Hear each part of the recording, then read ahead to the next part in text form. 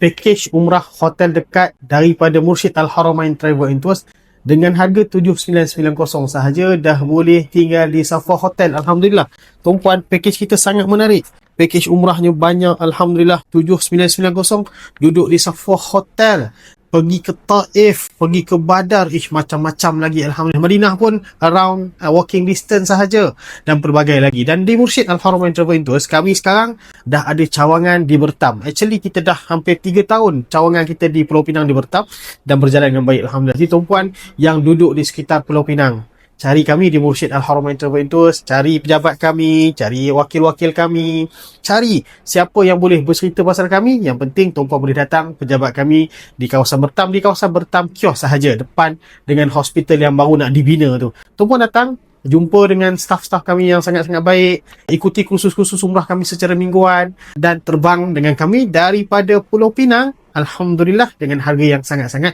menarik. 7,990 dah boleh duduk di Safwa Hotel. Sangat-sangat best untuk ibu ayah, untuk anak-anak, untuk warga emas, untuk kita sendiri, dan pastinya untuk tuan-puan yang nak ke Tanah Suci, insya-Allah taala. Dan bukan sekadar ada package umrah, pelbagai lagi package yang tuan-puan ada kat sini. Tuan-puan datang, tuan-puan tengok ni, ada Shenzhen, ada Qingdao, ada South Korea, bermacam lagi yang kami nak ajak untuk tuan-puan bersama dengan Mursyid Al-Haramain Travel and Tours Bahad.